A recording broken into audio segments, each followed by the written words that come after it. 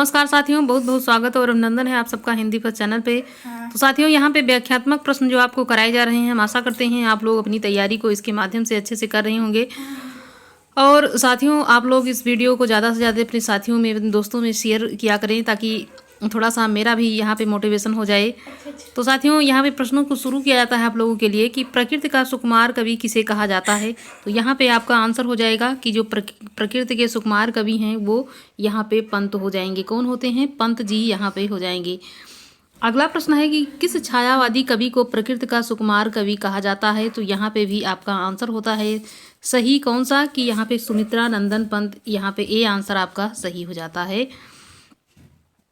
उत्तराखंड के किस कवि को छायावाद और प्रकृतिवाद के यहाँ के संधि स्थल का कवि कहा जाता है।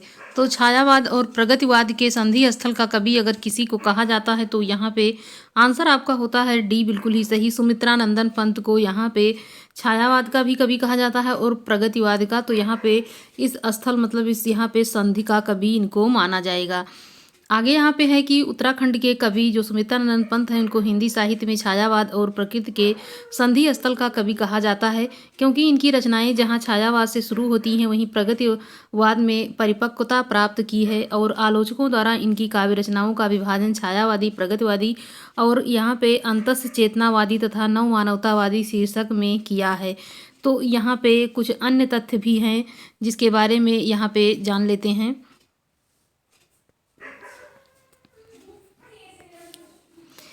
अन्य महत्वपूर्ण तथ्य में हो जाएगा कि मंगलेश डबराल और तारा पांडे तथा कुंवर चंद कुंवर यहाँ पे वर्षलाल भी उत्तराखंड के ही रचनाकार हैं। ताराखंड पांडे छायावादी यहाँ पे कवित्री हो जाएंगी। तो इतने सारे जो है तथ्य आपके लिए जो महत्वपूर्ण थे यहाँ पे आप लोगों ने जाना। आगे है कि सुमित्रा नंदन पंत ने अपने किस काव्य संग्रह को बाल कल्पना का दुधमुहा प्रयास कहा है। तो यहाँ पे ये प्रश्न आप लोगों के लिए काफ़ी महत्वपूर्ण है कि बाल कल्पना का दुधमुहा प्रयास कहा है। आंसर हो जाएगा वीणा। ये प्रश्न बहुत अच्छा है आप लोगों के लिए। तो यहाँ पे बाल कल्पना का दुधमुहा प्रयास किसको कहा है? वीणा को यहाँ पे कहा है। किसने? सुमित्रा नंदन पंत। आगे यहाँ पे प्रश्न है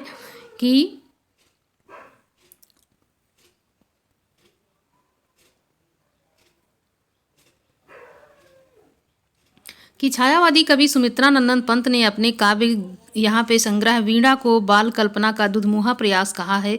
कृष्णदत्त पालीवाल के अनुसार वीणा पंत की प्रथम यहाँ पे काव्य कृति है तथा इनका लेखन काल 1918 से 1919 रहा है, जो कि 1927 ईस्वी में प्रकाशित हुई है। कब हुई है? तो 1927 में इसका प्रकाशन हुआ है।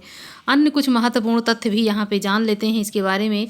कृष्णदत्त पालीवाल के अनुसार सुमित्रा नंदन पंत की रचनाएं, प्रथम रचना यहाँ पे उपन्यास रचना काल 1916 से 17 यहाँ पे हो जाएगा। प्रकाशन 1960।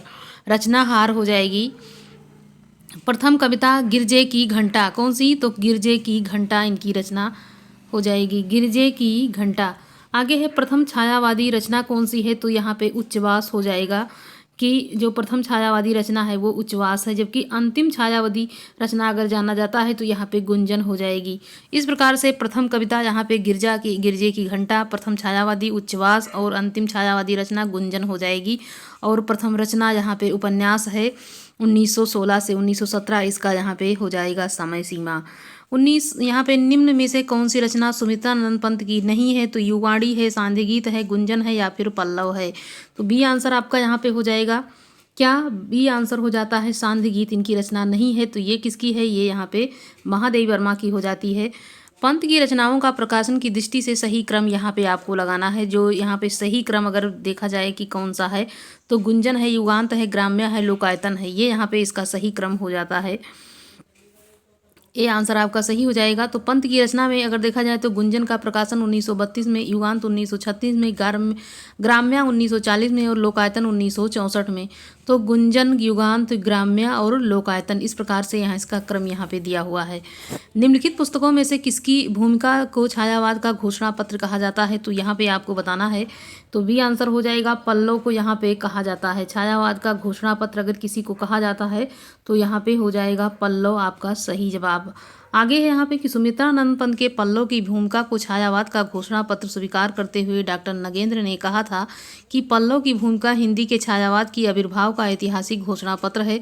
साथ ही उन्होंने माना है कि पल्लव की भूमिका में पंत ने भाषा, अलंकार, छंद, शास्त्र और मानव के यहाँ पे सामंजस्य पर यहाँ पे विचार व्यक्त किए हैं, जिससे यह स्पष्ट होता है कि कवि भाषा के प्रयोग में कितना जागरूक है। तो यहाँ पे आपका आंसर जो हो जाएगा वो यहाँ पे होता है कि ये पल्लव हो जाएगा, घोषणा पत्र जिसको यहाँ पे कहा है।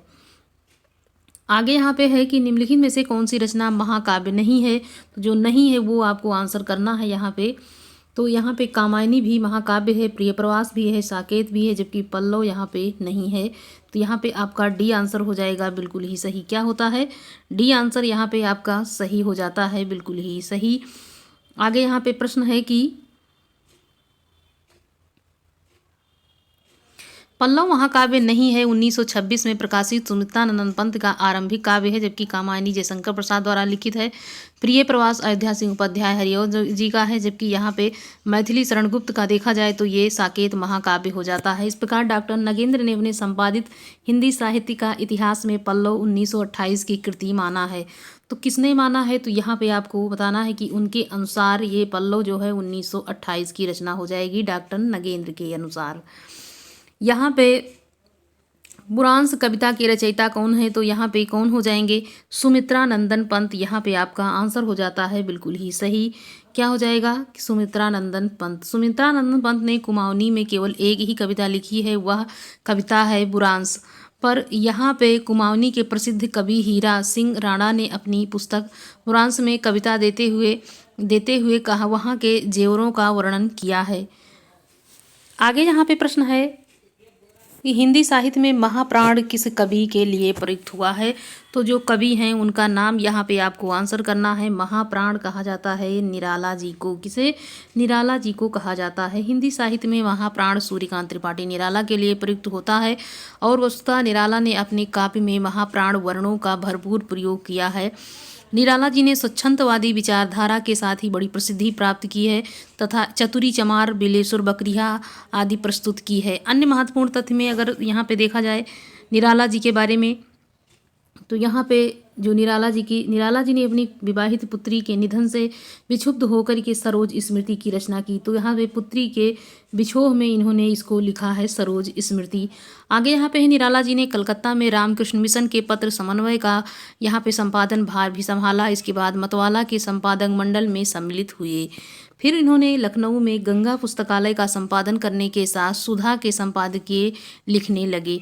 फिर उसके बाद निराला जी की प्रमुख काव्य रचनाएं अनामिका हैं 1923 में, परिमल 1930, गीतिका 1936, तुलसीदास 1938 और कुकुरमुत्ता, आड़िमा, नए पत्ते, बेला, अर्चना, आराधना इत्यादि गीतगुंज इनका एक प्रमुख काव्य संकलन हो जाता है। इस प्रकार से इनकी सारी रचनाएं हैं। परिमल में गीत भी है और पुस्तक यहाँ मुक्तक छंद भी है। मधुर भावों से अनुप्रमाणित प्रणय गीत भी है और गीतिका मुख्यतः यहाँ पे श्रृंगारिक रचना है। इनकी अत्यधिक समर्थ काव्य रचना राम की शक्ति पूजा और शोक गीत सरोज स्मृति है। पंचवटी प्रसंग काव्य की रचना सूर्यकांत त्रिपाठी निराला जी ने की है। किसने की है? तो यहाँ पे पंचवटी प्रसंग है। यहाँ पे पंचवटी अगर हो जाएगा तो यहाँ मैथिली शरण गुप्त हो जाएगा, लेकिन जब प्रसंग लग जाता है तो यहाँ पे सूर्यकांत त्रिपाठी जी की ये हो जाती है, निराला ने की है। पंचवटी नाम से एक रचना यहाँ पे देखिए, आप लोगों ने यहाँ पे पहले ही बताया था कि पंचवटी नाम से एक रचना यहाँ पे मैथिली शरण गुप्त जी की है। तो इन दोनों रचनाओं में काफ़ी कन्फ्यूजन हो जाता है, इसलिए यहाँ पे इसको साथ में दोनों को यहाँ पे प्रस्तुत किया गया है ताकि कन्फ्यूजन ना हो। आगे यहाँ पे प्रश्नों को आप लोगों के लिए प्रस्तुत किया जा रहा है। साथियों, ऐसे ही प्रश्न आपको देखने को मिलेंगे, तो आप प्रश्नों को लेकर के कन्फ्यूजन में मत रहिए और अपनी तैयारी को करते रहिए। गीतगुंज नामक काव्य संकलन किस कवि की रचना है? तो गीतगुंज की बात होती है तो यहाँ पे आंसर आपका हो जाएगा कि ये निराला की कृति हो जाएगी। आगे यहाँ पे है कि कुकुरमुत्ता, नए पत्ते, तुलसीदास किसकी कृतियाँ हैं? तो यहाँ पे भी आपका आंसर हो जाएगा क्या कि ये निराला की कृति यहाँ पे हो जाएगी। किसकी? निराला की कृति यहाँ पे हो जाएगी। आगे है कि पंचवटी प्रसंग काव्य के रचयिता कौन है? तो पंचवटी प्रसंग के रचयिता यहाँ पे आपका आंसर हो जाएगा निराला। और पंचवटी अगर पूछ लेता है तो आपको मैथिली शरण गुप्त यहाँ पे आंसर कर देना है। आगे है कि अनामिका काव्य किसके द्वारा रचित है। तो अनामिका काव्य रचा गया है किसके द्वारा, यहाँ पे महाप्राण निराला जी के द्वारा ये लिखा गया है। आगे यहाँ पे आपका आंसर प्रश्न हो जाएगा कि परिमल किस कवि की रचना है। तो मैथिली शरण गुप्त हैं, जयशंकर प्रसाद हैं, रामधारी सिंह दिनकर हैं, उसके बाद सूर्यकांत त्रिपाठी निराला हैं। तो आपका आंसर हो जाएगा क्या, डी हो जाता है, सूर्यकांत त्रिपाठी निराला, बिल्कुल ही सही। गीतिका के रचनाकार का नाम बताना है। तो गीतिका किसकी रचना है, ये भी आंसर आपका हो जाएगा क्या, कि ये निराला की रचना हो जाएगी। आगे यहाँ पे है कि निम्न में से कौन सी रचना निराला की नहीं है। झरना, परिमल, गीतिका और अनामिका। ए आंसर आपका होता है बिल्कुल ही सही कि ये झरना जो है ये निराला की नहीं है, ये जयशंकर प्रसाद जी की रचना हो जाती है। आगे है कि झरना निराला की रचना नहीं है। तो ये रचना यहाँ पे हमने आपको पहले ही बता दिया कि ये जयशंकर कृति यहाँ पे हो जाती है, जयशंकर प्रसाद जी की ये रचना यहाँ पे हो जाएगी। साथियों यहाँ पे ये PDF यहाँ पे 2 बार लग गया है। देखते हैं प्रश्नों को आगे यहाँ पे।